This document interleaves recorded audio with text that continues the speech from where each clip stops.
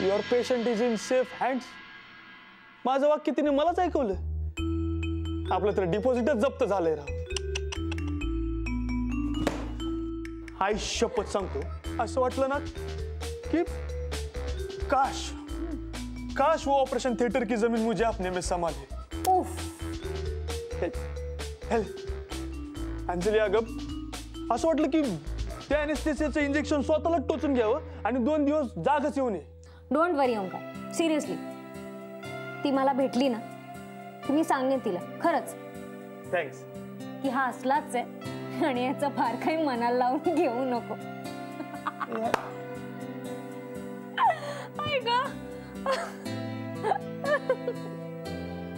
असे फ्रेंड्स असल्यावर दुश्मनांची काय गरज आहे.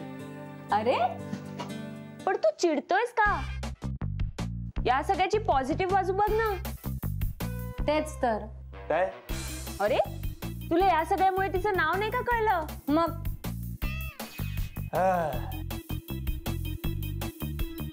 रश्मी.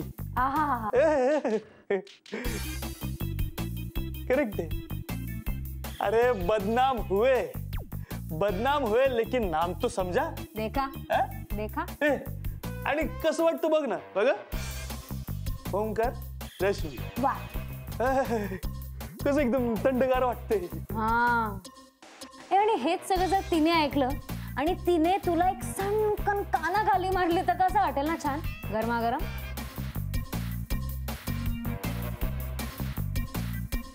एक नंबर वाटेल ना. त्या निमित्ताने तिचा टच तरी होईल. आणि काय सीन राधा, ओंकारला कानाखाली मारणारी अजून पैदा व्हायची. येस. जाऊ दे बाबा, या मुली जामच डिस्करेजिंग आहेत. मी जातो माझी दोन्ही दुवाला. अरे ते हॉस्पिटलच्या लॉन्ड्री मध्ये द्यायचं ना. हा द्यायला काय हरकत नाहीये, पण काय आपल्या आपण आपल्याकडेच परत ये याची काय गॅरंटी. हा म्हणून नाही दिलं.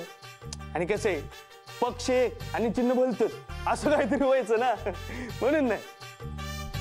बघे आता किशात काय उरलं तर नाही ना बाबा.